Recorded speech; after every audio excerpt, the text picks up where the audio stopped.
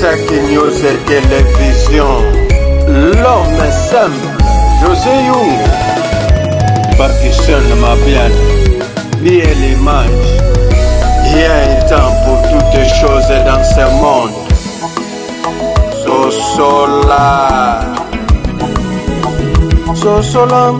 Yeah, yeah, yeah. Sosolam. Sosola. Hey, Sosola.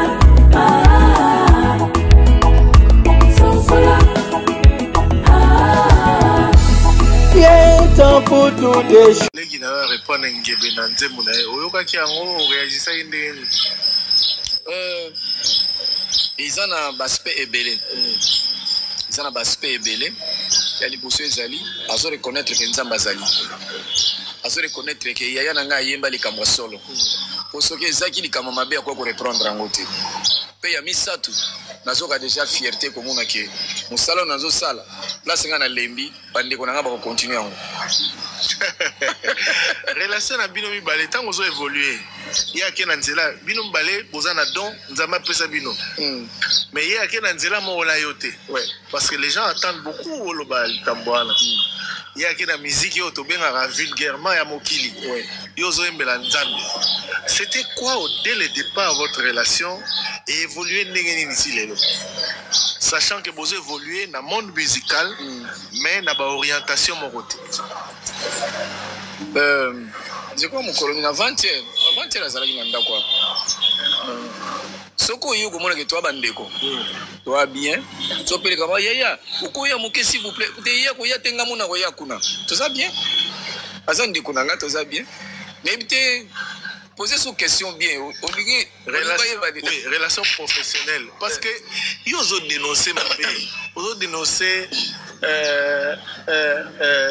ma bé aux la société. Et puis, bon, ils ont aimé la Nzambe, ils ont aimé la Mokili, entre guillemets. C'est comme si vous avez un peu opposé. Oh, les qui n'ont pas la musique, ils ont raté. Comment on dirait qu'il y a comment vous avez évolué? Bon, ils ont aimé la Nzambe, ils ont aimé la Mokili.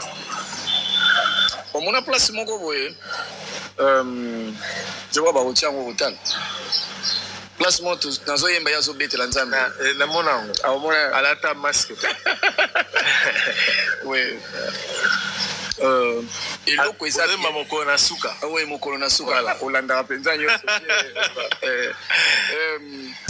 Fateri ko sale la nzambe fo nzamba benga yo. Na loba chef eloko wa. So nzamba benga yo to ya osala bereur. Vie yande konangai ngana sambela toujours pour naï. Nzamba yebi mukola ko lobake siko bando yembela ngai pe so bolinga ngai yembela nzambe na ebité. So pe côté ya nzambe ka motayebi.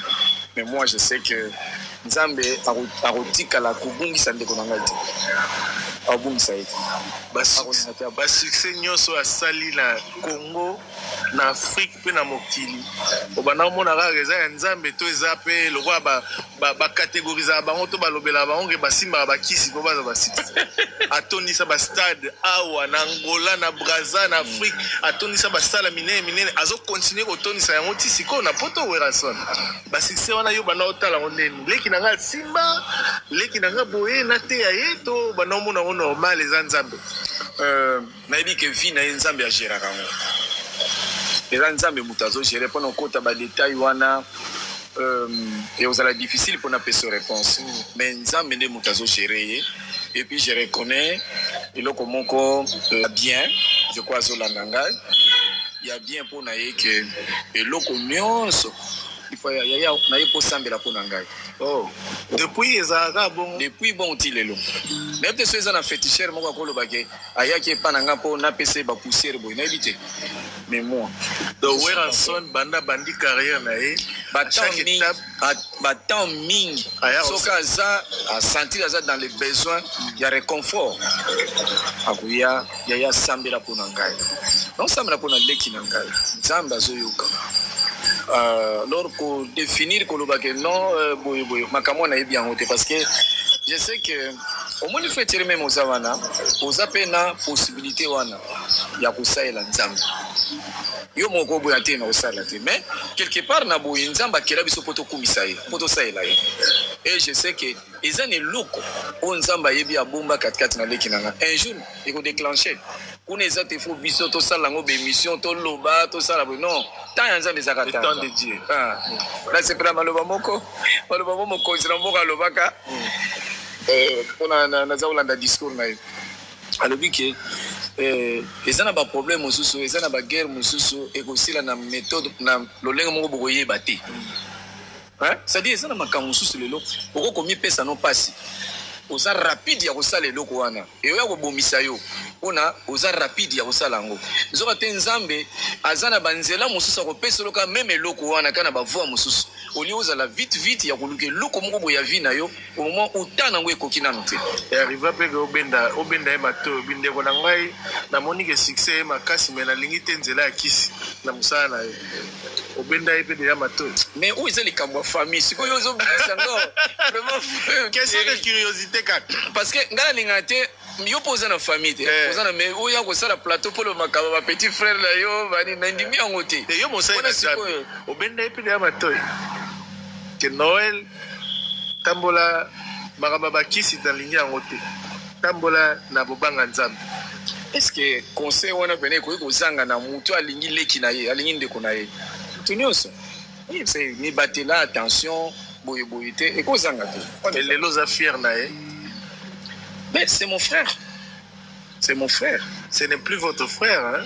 C'est une icône pour la nation une icône oui mais sikoyo ezotunanga mpo na nation baye komone après nga nde natikeli libela mama na cadre wana olobaka c'est ton frère oza fier na ye mais lelo oza fier de ce qu'il est devenu pour la nation ce qu'il a fait pour la musique oza fier là vraiment nako reconnaître likambo lobi nazomona yango namona nde bato bazoconsidere ye eza bien me ngai so nazotala mingi kuna nakoma lokola fanatique na ye moi c'est mon frère parce qu'à un moment bafanatique bakokima yo mais famille okima yo te famille koabandone yo te nga so nakomotala kuna ondire nabosani place na ngai ozwaka ye kaka neti leki na oboya kotala o basuccès na ye wana etali yo mpo bato mosusu bazali bafanatique na lelo bazala so bafanatique na ye te mais son frère reste toujours son frère amen papa Kulutu tomonaki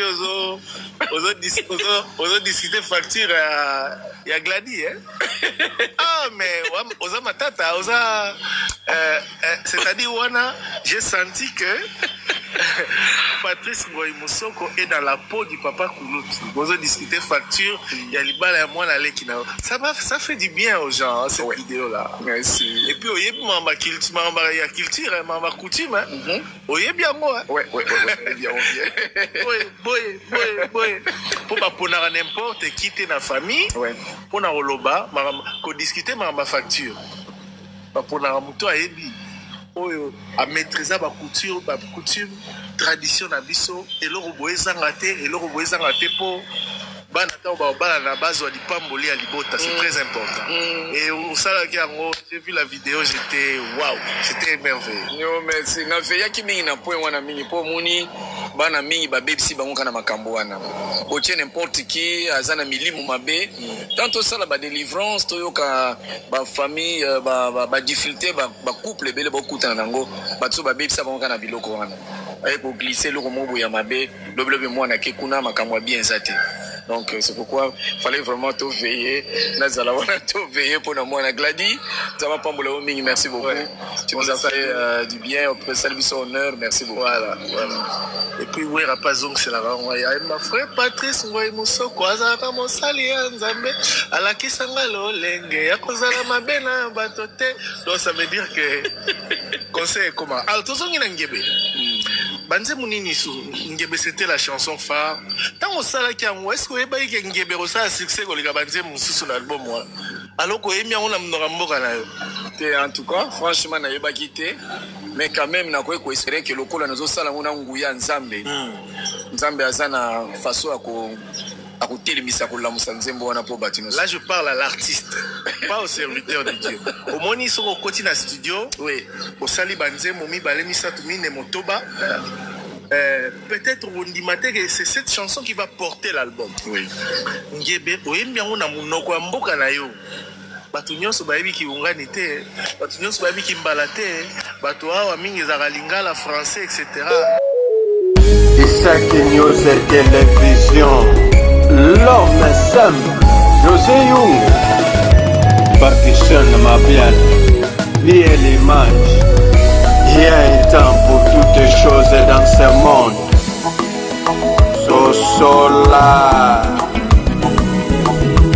So long, yeah, yeah, yeah, so long,